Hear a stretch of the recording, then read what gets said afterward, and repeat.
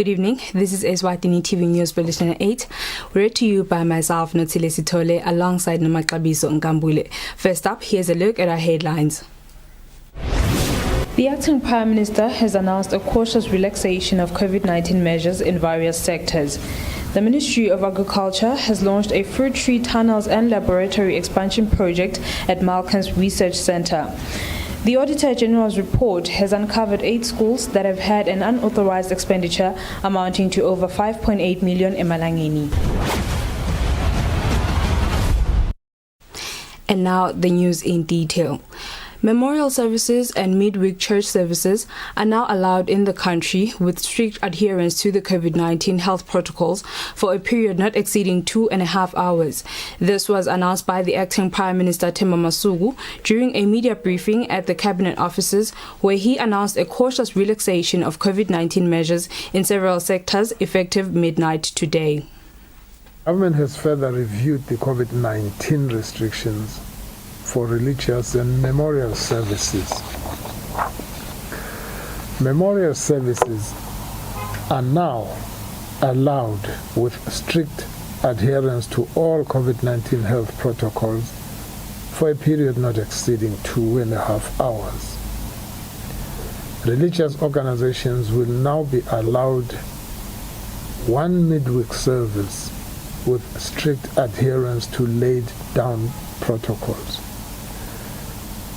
The duration of all services shall not exceed 2.5 hours and shall not be held beyond 8 p.m. Social distance among congregants will now be 1 meter instead of 1.5 meters. The acting Prime Minister Themba Masuku has reassured the nation that 500,000 doses of the AstraZeneca vaccine will be delivered in the country before the end of May 2021. Speaking during a media briefing at the Cabinet offices, the acting Prime Minister said the doses will come from the company that developed the vaccine, Oxford AstraZeneca. As a way to mitigate the effects of this deadly virus, government began the vaccination exercise in earnest last month. Currently, over 35,000 Emaswati have been vaccinated with the AstraZeneca vaccine. Government continues to vigorously pursue additional vaccines to reach all Emaswati and achieve herd immunity. We're still expecting to receive a batch of AstraZeneca and Pfizer vaccines from the COVAX facility before the end of this month, May. Additionally, we are also in line to receive the first batch of 500,000 vaccines from Oxford AstraZeneca before the end of this month to continue with the rollout of the vaccination exercise. May I warn all those who have taken the vaccine that this does not give them the leeway to drop their guard. While the vaccine protects against severe illness and possible death from COVID-19, it does not protect you against getting infected. We still need to fully observe the non-pharmaceutical prevention methods to stay safe. Government has announced a cautious relaxation of the regulations for the sale of alcohol in the country. Speaking during a media briefing, the acting Prime Minister Themba Masuku said the sale of alcohol will not be allowed even on Fridays and Saturdays under strict COVID regulations with effect from midnight today. Government of Eswatini has announced yet another relaxation of the partial lockdown. The acting Prime Minister Themba Masuku, in a press briefing conference with local journalists, says that even though the number of people that are allowed in events have increased, the activities will be restricted to 2.5 hours. We are pleased to announce that the maximum number of people permitted at an outdoor entertainment event has been increased to 500. For an indoor event, the limit will be 300, considering the size of the venue and social distancing protocols. All entertainment activities will be restricted to 2.5 hours with no dance floors permitted. The COVID-19 regulations announced by the Ministry of Sports, Culture and Youth Affairs on the hosting of entertainment activities will continue to apply. It is crucial to highlight that alcohol remains strictly for home consumption and shall not be served at entertainment venues. Furthermore, only the pre-sale of tickets is permitted, and the provision of hand washing points or hand sanitizing stations remains compulsory.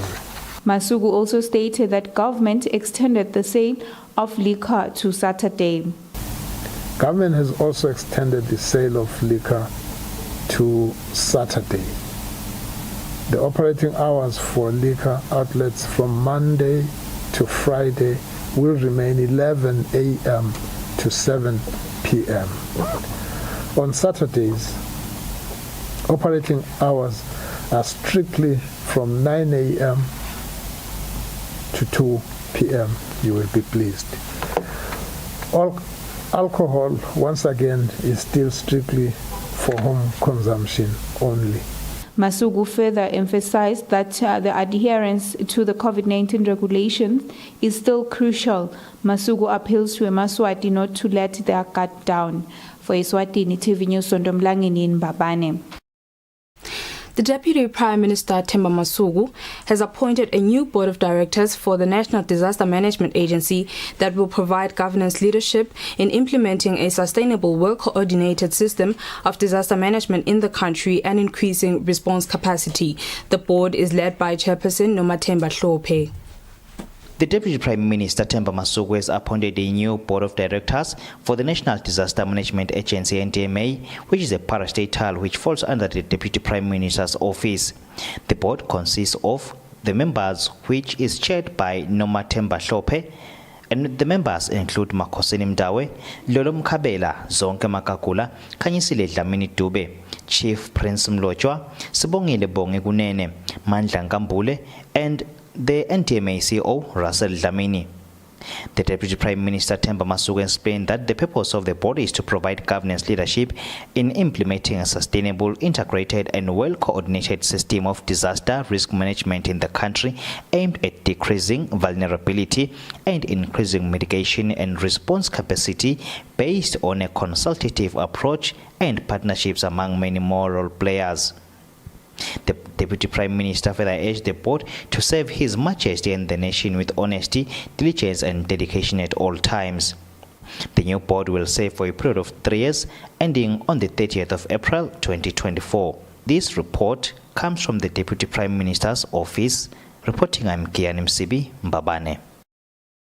The Minister of Agriculture, Jabulani Mabuza, says Eswatini is determined to produce its own fruits and supply local demand and eliminate relying on imports. The Minister was speaking during the Fruit Tree Production and Marketing Project Phase 2 launch and laboratory expansion at Malkin's Research Center. Eswatini spends millions of Malangeni importing fruits. Thus, Eswatini has launched the Asidle Wetful slogan. The Minister of Agriculture officially launched the Fruit Tree Production and Marketing Project Phase 2 at the Malkin's Research Center. The 3 tunnels houses the banana, strawberry and passion fruits. The Minister of Agriculture, Jabulani Mabuza, also opened the laboratory expansion project funded by the Republic of China, Taiwan, worth 650,000 Malangeni. Eswatini should produce its own fruits to supply the local demand. The laboratory and tunnels that we are launching today will be key in the country's effort to produce its own fruits. They will enable us to produce good quality planting material that will be supplied to farmers. I am aware that for now we are focusing on three fruits. The ambassador of China on Taiwan, Jeremy Liang, says these projects will ensure that the kingdom will no longer depend on other countries for seedlings. Domestic seedling productions will reduce imported seedlings, and the kingdom will no longer need to depend on other countries for seedlings. For example, during the country's lockdown last year, the food tree production and marketing projects team urgently assisted the Ministry of Agriculture in producing vegetable seedlings to provide farmers for vegetable cultivation.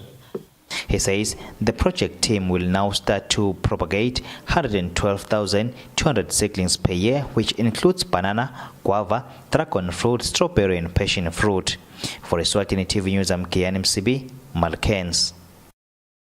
Senators have declared their assets and liabilities to the Human Rights and Integrity Commission. Senate President Lindiwe Dlamini says it is an obligation to them as they hold public office to be transparent. Senators have declared their assets to the Human Rights and Integrity Commission in fulfillment of Section 241 of the Constitution, where the senators and people in leadership positions are expected and directed to declare their assets and liabilities.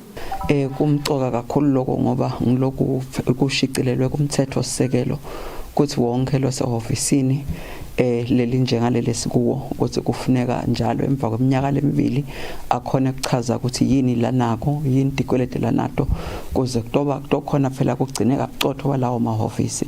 Ngakho ke namuhla lilanga la khona sibonga khona i-Human Rights Commission level yasuka emahofisi awembabane yeda lapha eSenate ukuthi dimbonga dikhona kutofunga belitile phambelini ukuthi ngilona togcwalisa agcwalise namhla ke sebakhalelanga ukuthi ngalo naloyo akeda tofunga sekhanza ukuthi kungiwo umgomo wekuthi sonke sathi kuyikwateke ukuthi singene nane emahofisi siphuma nane emahofisi ngokhanza sikumcwa kakhulu. The process of declaring assets, benefits and liabilities to the Human Rights and Integrity Commission is therefore important for all appointed and elected public officials, as it helps to enhance integrity and shows commitment to the rules of the law.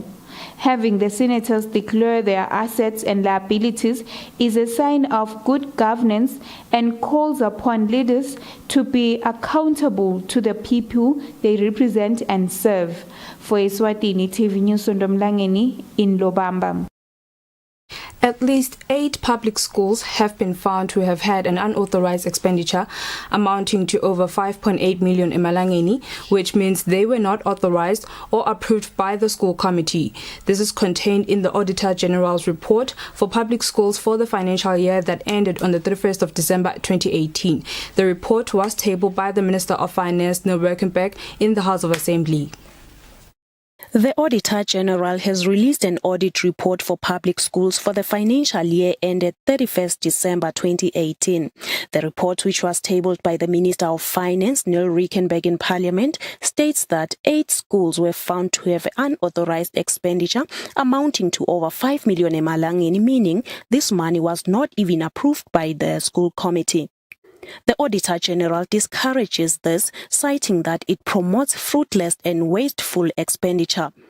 10 schools had unsupported expenditure amounting to over 647,000 emalangeni. Government lost over 176,000 emalangeni, paying for non-existent, orphaned and vulnerable children in 4 schools. The report further states that teachers in 18 schools were defaulting in rentals and unlawfully claiming housing allowances. In total, government lost over 622,000 emalangeni. 2 schools had unsettled debts in various companies amounting to over 967,000 emalangeni, leading to lawsuits. 9 schools were found to have uncollected school fees amounting to over 1 million emalangeni. The Auditor General recommends that the Ministry of Education work with teachers, school committees and principals to establish effective controls on school funds. Reporting for Eswatini TV News, I'm Nelson Ndlangamandla at Lobamba. The Deputy Prime Minister's Office has reviewed the National Social Assistance Policy of 2018. Once the policy has been finalized and adopted, Eswatini will have a clear government machinery that will guide the planning, implementation, coordination and monitoring mechanisms of all social assistance and social protection interventions in the country.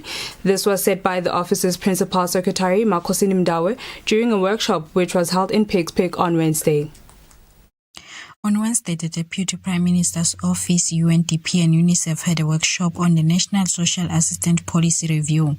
Under the policy, there are social assistance programs that are implemented to eligible beneficiaries such as Universal Old Age Grant, Persons with Disability Grant, Orphan and Vulnerable Educational Grants.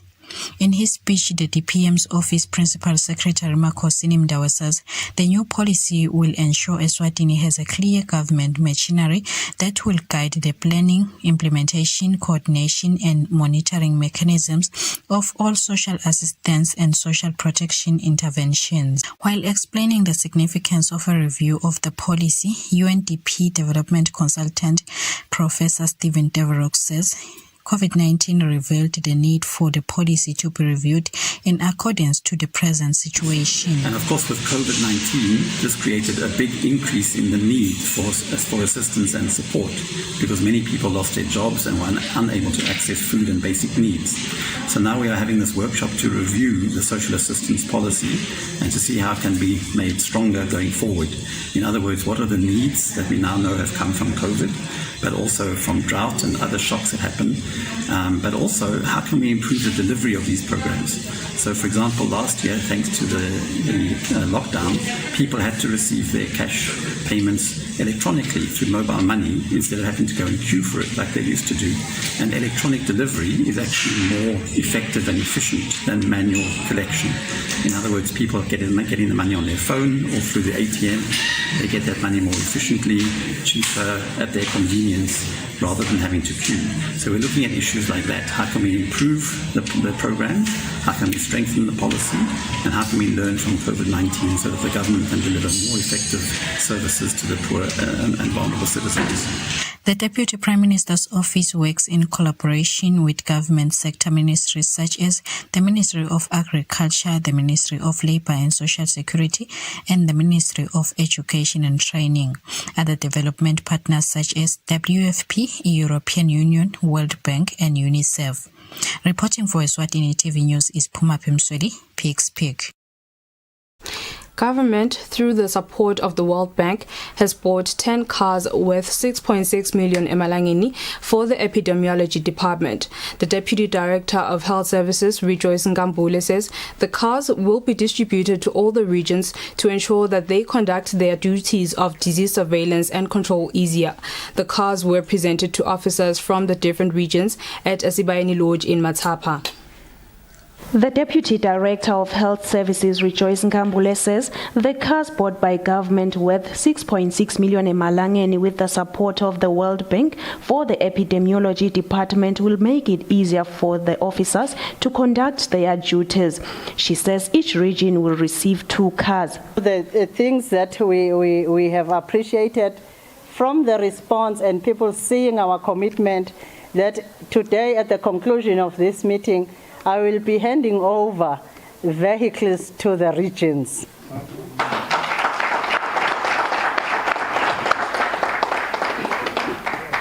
These vehicles would not have been here had we not put a pen on paper with statistics that supported the work.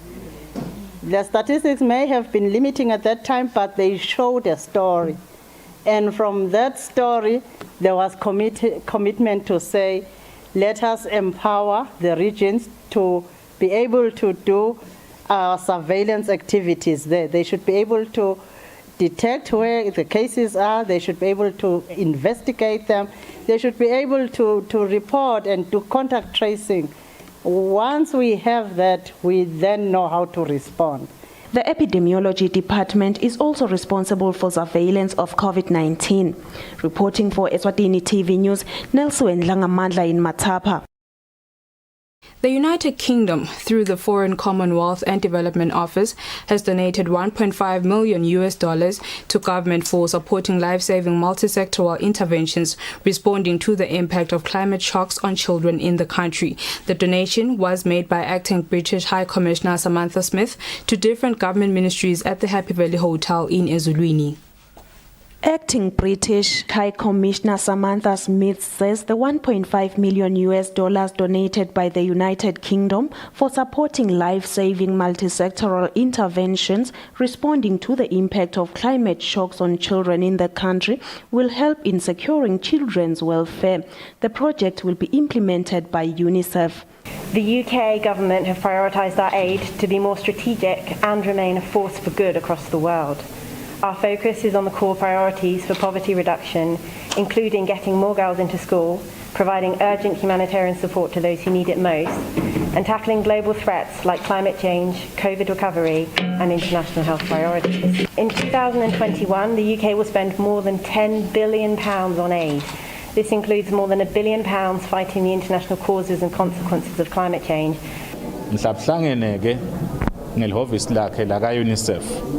Base sebahamba ke bacela imali bacelela live ukuthi batobambisa live kuhlangabetana nayo lokho kutsikameteka. Dr. Simon Zwane, the Principal Secretary in the Ministry of Health, says government needed to be assisted with such an initiative. He says this was a result of government's efforts and the different partners who joined hands in ensuring that this project falls through. He says the United Kingdom has donated $1.5 million towards the project. The United Nations Children's Fund's representative officer in charge, Afshin Pasi, says as an organization, they ensure that children's welfare takes priority. We are looking at a child which is affected by climate shocks, and we are addressing all the rights of the child which are for some reason not fulfilled because of the climate shocks. The Undersecretary at the Deputy Prime Minister's Office, Hlopsile Dlamini, says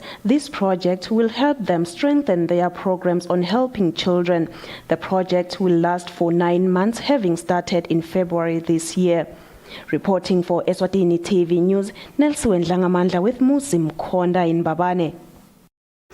The National Agricultural Marketing Board CEO Sipepiso Dlamini says the country has seen an increase in vegetable uptake due to the cautious eating habits, while poultry and pork sectors showed a massive decrease. Dlamini was speaking in a meeting with the Editors Forum in Babani.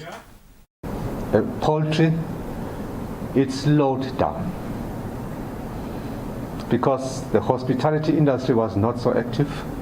That is where they supply the most. For vegetables, it was booming. There's been an increase on the healthy consciousness, and some of the vegetables and fruits formed part of the things we use to mitigate exposure to flu, etc. So we have seen an increase in the use of lemons. We have seen an increase in the use of garlic and ginger. We have seen an increase in the uptake of vegetables in general. Unfortunately, there has been a relative increase in pricing. My economist, the business analyst, and the financial officer will say it should go the rules of supply and demand. But there are situations where that does not apply. As economists say, ceteris paribus. In this case, it did not apply. There was an increase in demand which could not be met. Therefore, to beat up that, there was an increase in price. So it is just that trend. Maybe we can explain it later to others, but it took that trend. However, there are instances where we have had drastic shortage. One of them is tomatoes. Okay, in the whole region, there is no tomato because we experienced heavy rains, which were preceded by a cold front and a bit of some snow. So all that killed the crop, and now we are in the situation of supply and demand.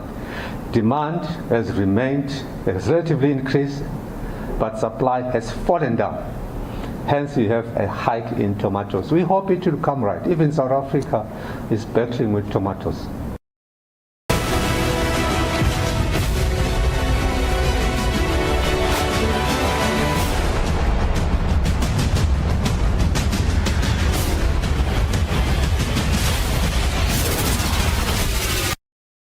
Good evening once again. You are still watching Eswatini TV.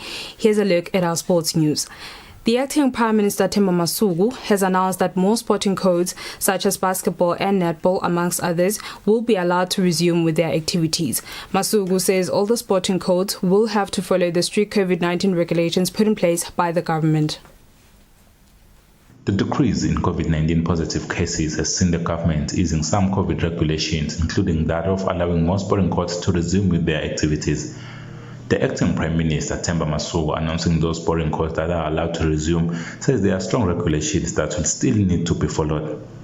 Government is also pleased to announce further relaxations on the operations of more sports activities. Namely, you will be pleased, basketball, netball, rugby sevens, volleyball, and women's football.